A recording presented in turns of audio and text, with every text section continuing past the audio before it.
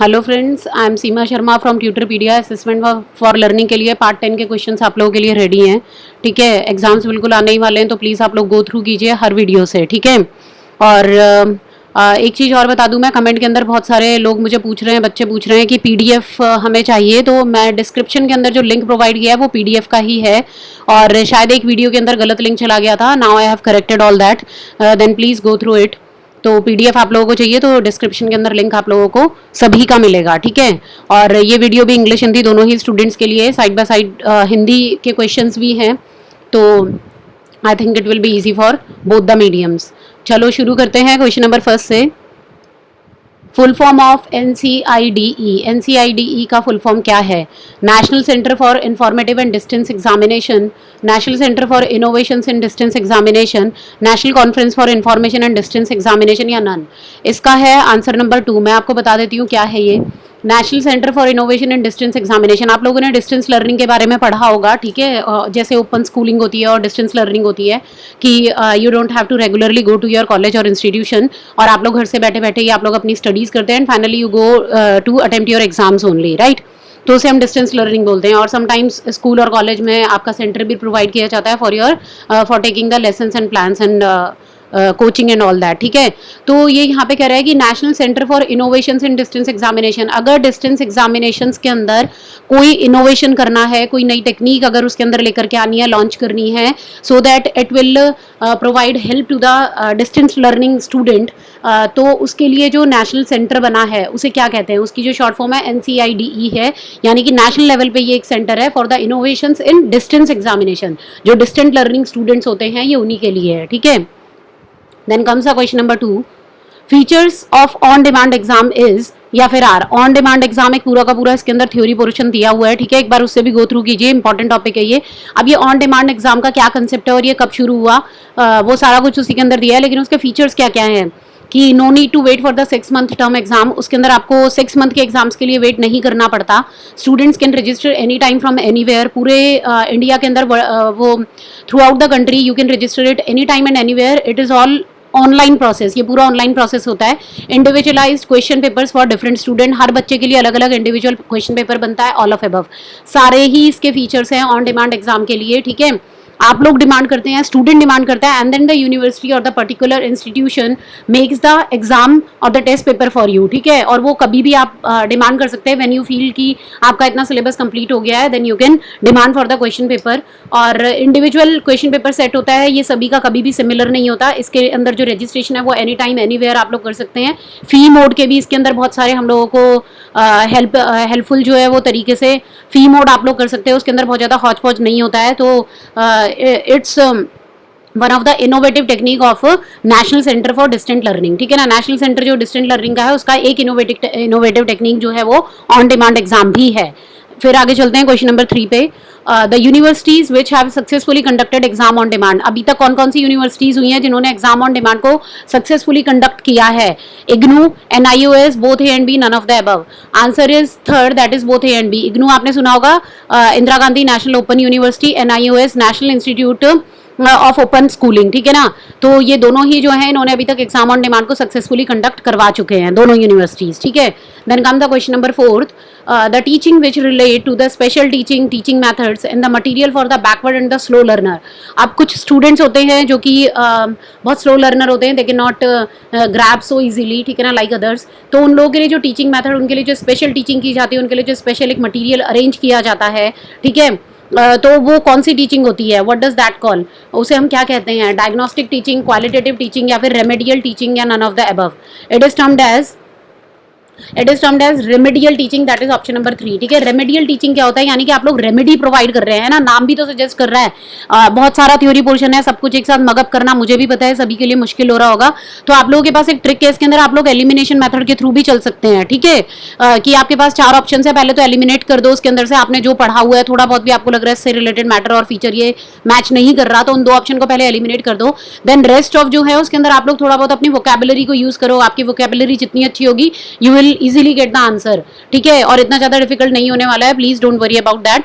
Easily crack हो जाएगा सभी का, ठीक है। तो ये कहता है कि डायग्नोस्टिक टीचिंग है, क्वालिटेटिव टीचिंग या फिर रेमेडियल, इसे हम रेमेडियल टीचिंग कहते हैं। रेमेडियल टीचिंग मतलब कि रेमेडी, ये एक रेमेडी आपको प्रोवाइड कर रहा है कि जो स्लो लर्नर्स हैं वो कहीं भी अगर इंटेलिजेंट स्टूडेंट या फिर जो एवरेज स्टूडेंट होते हैं उनसे पीछे रह जाते हैं, तो उनके लिए टीचिंग के अंदर जो होता है एक रेमेडी प्रोवाइड करना इज ऑन द ड्यूटी और on the part of a teacher, ठीक है। Then come the question number 5, strategies for the remedial teaching is या फिर आर, क्या क्या स्ट्रैटेजीज होती हैं रेमेडियल टीचिंग के लिए? बहुत सारी स्ट्रैटेजीज प्रोवाइडेड हैं, ठीक है।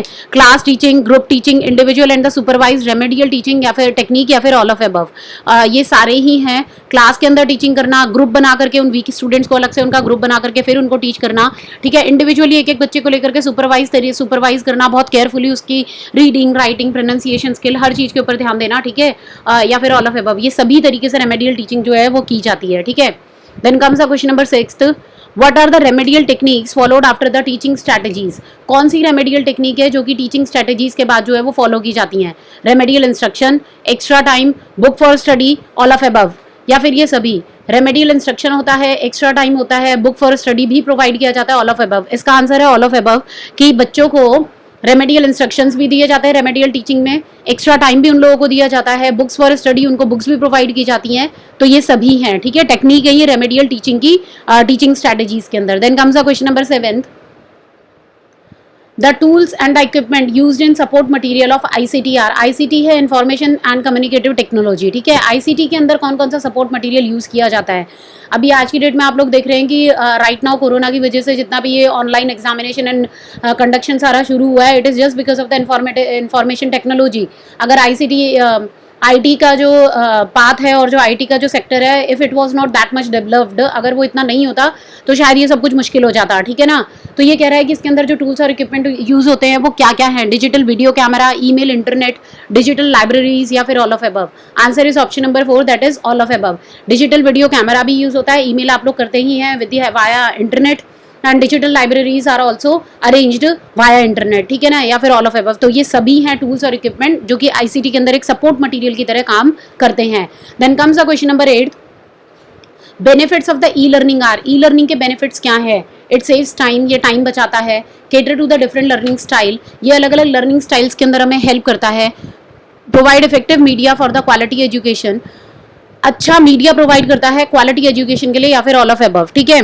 देखो इसके अंदर आप लोगों को जनरली लग रहा होगा कि सभी ऑल ऑफ अबव आ गए, क्योंकि जो बेनिफिट्स हैं, जो डिसएडवांटेजेस हैं, जो इसके फीचर्स हैं, कैरेक्टरिस्टिक है ना, वो बहुत सारे हैं। जब आप लोग थ्योरी को देखोगे तो ये 3 या 4 नहीं है, ये नहीं भी तो कम से कम 8 या 9, 10 कैरेक्टरिस्टिक हैं। तो एक बार थ्योरी से तो गो थ्रू करना ही पड़ेगा, but something that I feel very and most of the important then I have written down that for you, ठीक है ना। तो वो मैंने लिख लिया है। सेव टाइम, ये आपका टाइम बचाता है। येस, ई लर्निंग जो है वो बेनिफिट करता है हमें टाइम को बचाने में। Cater to the different learning, अलग अलग लर्निंग स्टाइल्स की नीड्स को ये केटर करता है, ठीक है। एंड इफेक्टिव मीडिया देता है for the quality education. E learning होगा तो आप लोगों को मीडिया की अप्रोच जो है और जो एक्सेस है वो उससे आप लोगों की एजुकेशन की क्वालिटी एनहांस होगी, ठीक है। तो ऑल ऑफ अबव है, सभी बेनिफिट्स हैं ई लर्निंग के। Then comes the question number 9, the only tool of the assessment is. Assessment करने का सिर्फ एक ही टूल है और वो क्या है? ऑब्जर्वेशन मेथड है। आप खाली ऑब्जर्व करके असेस कर सकते हैं कि how much the student is performing and how well he और she is performing. Grooming and the personality development, वो कितना ग्रूम कर पाए हैं और उनके PD को देख करके उनकी पर्सनैलिटी कितनी डेवलप हुई है उसे देख करके आप असेस कर सकते हैं with the help of the examination या फिर नन ऑफ द अबव। जो हमारे थ्योरी पोर्शन में दिया है ना, it is option number 3, that is examination. Examination जो है ये it has been considered as the only tool of the assessment, लेकिन अब नहीं है ये एक ट्रेडिशनल या फिर कन्वेंशनल मेथड में कह लो कि सिर्फ एग्जामिनेशन के ही थ्रू और ग्रेड्स और पॉइंट्स के ही थ्रू हम देख पाते थे कि किसी भी स्टूडेंट ने कितना डेवलप किया है और कितना एनहांस किया अपने आप को, ठीक है, या फिर वो कितना एसेस कर पाया है। But now it is it's not like that. अब आज की डेट में क्या होता है, एकेडमिक एंड नॉन एकेडमिक दोनों ही चीज़ों के ऊपर ध्यान दिया जाता है, तो practically it's not like that, ठीक है। तो option number 3 is the right answer according to your book. And then comes a question number 10, steps for the education assessment are. Education assessment के स्टेप कौन कौन से हैं? Initial assessment, formative assessment, summative, diagnostic, all of above, ठीक है। इसके लिए ना मैं थोड़ा सा आप लोगों को बता दूं कि जो एजुकेशनल असेसमेंट होता है वो क्या है, it refer to all the activities teachers use to help the student learn and to gauge the student progress. ये वो सारी एक्टिविटीज जिनसे कि ये टीचर जो है वो क्या कर रहा है, स्टूडेंट को हेल्प कर रहा है कि वो क्या करे, कि उसने कितना स्टूडेंट ने कितना प्रोग्रेस किया है और स्टूडेंट कितना अभी तक कैप्चर कर पाया है, ठीक है, जो भी उसे पढ़ाया गया। तो इसके अंदर ना कुछ स्टेजेस हैं और उनके कन्वीनियंस के लिए उनकी कुछ कैटेगरीज बना दी गई हैं, जिसके अंदर सबसे पहला है इनिशियल असेसमेंट। इनिशियल असेसमेंट क्या होता है, pre assessment initial assessment are conducted prior to the instruction और the intervention to establish a baseline from which the individual student growth can be measured. ठीक है, ये स्किल लेवल जो है student का और जो स्किल लेवल का जो सब्जेक्ट है ऑलरेडी उन लोगों को कितना आता है, ये वो वाला स्टेज है। ठीक है, इसके अंदर कोई भी ग्रेड नहीं मिलता है। यहाँ पे टीचर जो है वो क्या करता है, एक्सप्लेन करता है द मटीरियल मोर एफिशिएंटली। वो जो भी पढ़ाना चाह रहा है वो सिर्फ उसको खाली एक्सप्लेन कर पाता है एंड असेस कर पाता है कि सामने वाले की नॉलेज कितनी है। Then comes a formative assessment, second जो स्टेप होता है इसके अंदर, कि formative assessment is generally carried out throughout a course और द प्रोजेक्ट। ठीक है, ये कोर्स के दौरान, ठीक है, आप लोगों ने फॉर्मेटिव समेटिव पढ़ लिया, जो कोर्स के दौरान असेसमेंट होता है दैट इज फॉर्मेटिव, है ना। जब बच्चा स्टेप बाय स्टेप अपनी ग्रोथ कर रहा है और टीचर अकॉर्डिंगली उन लोगों का फॉर्मेटिव असेसमेंट, एक छोटा सा एक टॉपिक भी खत्म हुआ, then you get one of the test, few of the questions from it, MCQs मिल गया, ठीक है, टिक द राइट हो गया, ट्रू एंड फॉल्स हो गया, लाइक दैट। ठीक है, तो ये फॉर्मेटिव असेसमेंट है जो थ्रू आउट द स्टडी चलता है, ड्यूरिंग द कोर्स और ड्यूरिंग द स्टडीज चलता है। ठीक है, देन कम्स फिर उसके बाद आता है summative assessment, that is generally carried at the end of the course और द कंटेंट और द प्रोजेक्ट। जो भी आपका कंटेंट और कोर्स है उसके एंड में जो होता है, ठीक है, that is summative assessment and it is generally conducted for providing the grade. आप लोगों को ग्रेड जो मिलते हैं, ठीक है, उनको प्रोवाइड करने के लिए समेटिव असेसमेंट किया जाता है। Then comes the diagnostic assessment. ये क्या है, ये कौन सा स्टेप है एजुकेशन असेसमेंट के अंदर, डायग्नोस्टिक, यानी कि पहले देखा जाता है कि स्टूडेंट की जो वीकनेस है वो कितनी है। ठीक है, जो लर्निंग प्रोसेस के अंदर उसने कितनी डिफिकल्टीज फेस की हैं और उनको किस तरीके से ठीक किया जाएगा, ये सब कुछ टेस्ट किया जाता है, दैट इज डायग्नोस्टिक असेसमेंट। तो ये चारों ही स्टेप है इसके, इनिशियल, फॉर्मेटिव, समेटिव, डायग्नोस्टिक, ठीक है, ऑल ऑफ अबव। तो स्टेप्स को भी मैंने थोड़ा सा आप लोगों को एक्सप्लेन कर दिया, फिर भी अगर आप लोग थ्योरी से एक बार गो थ्रू करेंगे it would be much better for you. ठीक है, so friend, these were the 10 questions for assessment for learning. अब होपफुली मैं अब जो इसकी लास्ट वीडियो बनाऊंगी उसके अंदर जो रिमेनिंग पोर्शन इसका बच गया है दैट इज यूनिट 4, ठीक है, और थोड़ा सा यूनिट 3 के अंदर से रह गया है। तो यूनिट 4 के अंदर से मैं ऑलमोस्ट सारा ही इसके अंदर कवर कर लूंगी, दैट इज स्टैटिकल डाटा है जो mean, median, mode and all that, quartile, percentile, decile, ठीक है, उससे रिलेटेड फॉर्मूलेज और न्यूमेरिकल ज़्यादा उसके अंदर है, लेकिन देख लेंगे कैसे उसे प्रिपेयर करना है। ठीक है, तो please like, share and subscribe my channel और प्रिपेयर कीजिए बहुत अच्छे तरीके से। All the best for your preparation. Thank you and bye.